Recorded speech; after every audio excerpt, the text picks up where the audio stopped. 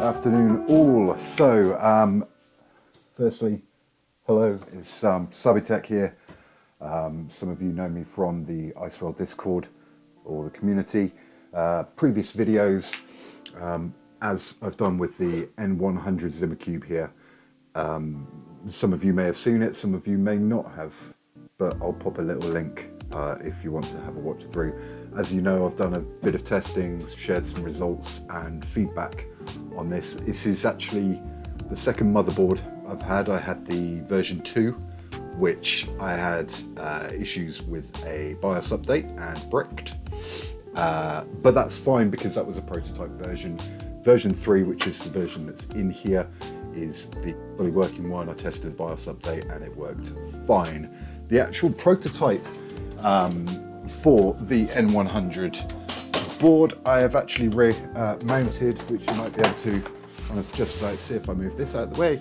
Some of you have seen a rack mounted version for the N100 and the i5 motherboard.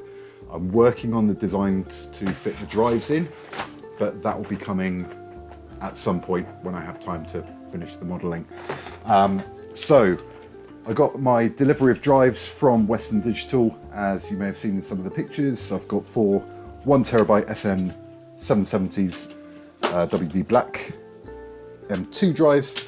I've got 6 8TB HGST helium drives, which will be used for the main array. Those will be going in the quad PCIe, quad NVMe adapter for base 7 for testing on that. And I've also got a SN200 3.8TB U2 drive, so I'll be able to test speeds with that one as well. But the reason you've actually clicked here is to have a look at the shiny new box which has just arrived in this afternoon from IceWhale. It is the i5 ZimaCube Pro that some of you have backed on Kickstarter and expecting and ready for. Obviously the shipping will be slightly behind the N100 model, which has started shipping. By the time this video's out, it will have started shipping. So quick unboxing, and then we're going to run through major differences that I can see, and when I've had chance I'll pop some testing results up, etc. Obviously these things take time. I work full time, and I have horses and dogs and sheep and everything else to take care of. But so first things first, open box. We've got a parts box. This is part of what I understand the new unboxing experience. Can't guarantee whether this will be part of the N100 because I don't know what's being supplied. So let's have a quick look and see what's inside.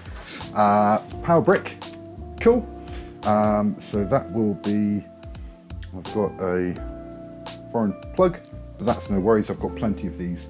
That's just a standard 3 clover connection into the power brick, which is showing 19 volts, 11.58 amps. So we'll keep that one over to the side and pop this box out of the way. What else we got? More packaging.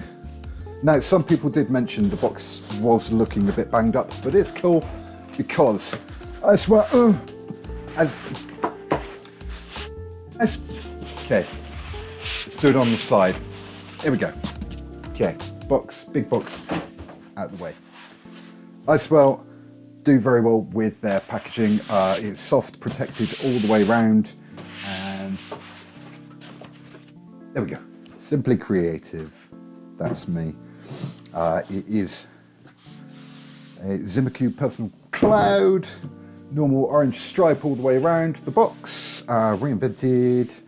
Let's see what we've got on. Nothing on the underside. Well, I suppose a sticker. Go with a nice smooth unboxing, he says. Have a nice day. Oh, bless. Quick message from one of the IceWhale staff here, from Spider. Bless you. Thank you. Have a nice day. Oh, I will. It's a good day when I get hardware to play with. So let's slide this out of the lower box. I'm being very tentative because I don't want to drop things and break things. These boxes are solid, by the way.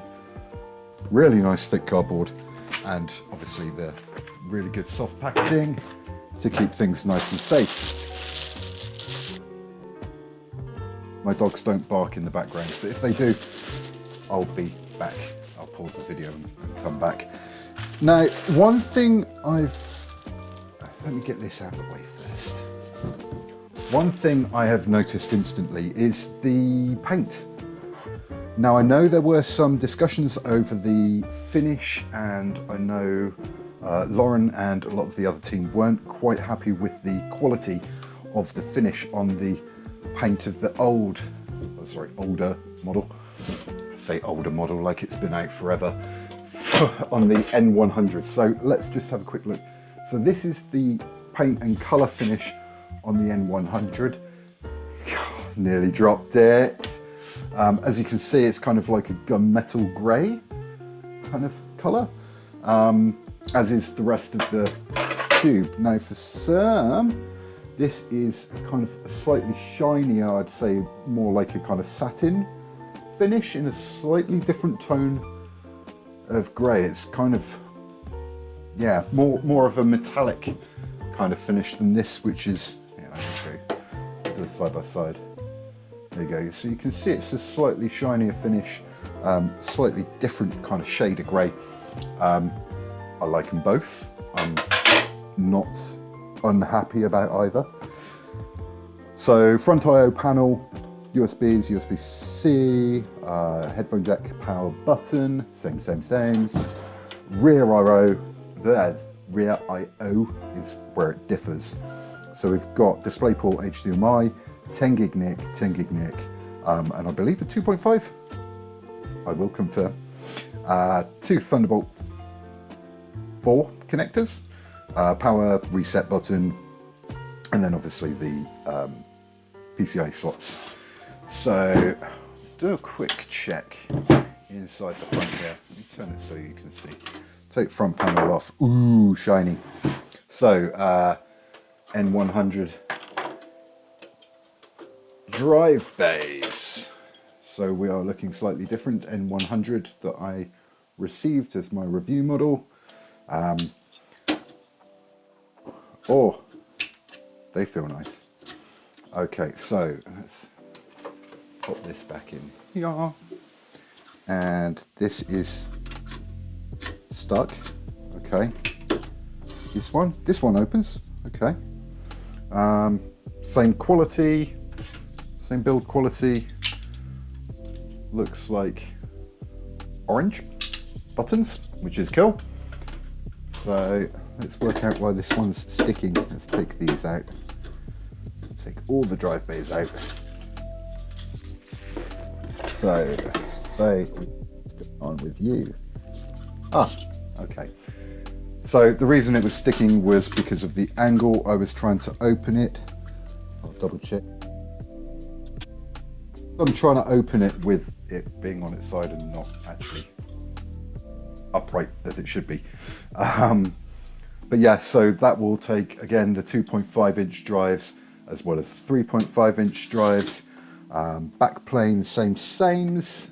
I need a screwdriver, bear with me 2 seconds. I'm going to try not to hit the camera as I go round. There we go, grab my screwdriver set. There we go. Right, screwdrivers. Can you tell I was totally prepared for this? Let's go with this one. Okay, so pop the screw out of base 7 because I'm always curious. What do we have in base 7? Oh yeah. Okay, so we've got a front illuminated LED panel which has the quad NVMe adapter already fitted. Obviously the back panel cover is has been removed, so that bay fits in perfectly. I'll also double check actually while I've got it. I'll just grab the drive out of the Pro, sorry, at the N model. And yep, so he lines up. So that will fit, which is awesome. Let's pop the drive base back in. And then probably some of you are waiting to see is the inside and the motherboard. So pop these drive bays back in. Such a satisfying click when you pop them home. Let's drop this one in. There we go. Pop the screw back in because I will forget, because I'm clumsy like that. And I can't manage to put a screw back in. There we go. Okay, so I'll take top panel off. I'm going to leave the front venting off for now. Let's see what size this one. So it's to remove the top panel, it's 4 hex screws, which according to my iFixit kit are number 2 hex screws. There'll be 2 on either side. So 2 on this side. The base 7 is just a standard Phillips or J2 screw. Ooh, okay, big difference. Big difference. So, see if I can move a couple of bits around. Pop this drive back in that one. Lid off there. Okay, so version 3 N100 obviously runs cooler. We're featuring a nice little heatsink there. It does the job amply well for the M100 chip. There's no panic on that. Hello, it's me again. Yeah, I kind of forgot to charge my battery on my camera before doing this. So actually there'll be a really weird cut in this. I was considering starting over again, but I don't like to do that. I would rather just pick up where we left off. So here we are. I'm probably going to miss some bits out because I can't remember where we were when we left. But let's get back onto it. So much beefier heatsink on this. With it being the i5 processor, it's going to use more power, it's going to need better cooling, and it does that with a blower style heatsink on here. I would like also to correct myself. I believe I mentioned that it was the network ports on the rear, 2 2.5s and a 10 gig network port, which is connected inside using this rather fancy-dancy method. So we've got a 10 gig port here which feeds through into this M2 card. I've got 32 gig here, top stick is dual slot RAM, DDR5, so we've got 32 in the top stick, and I'm gonna hazard to say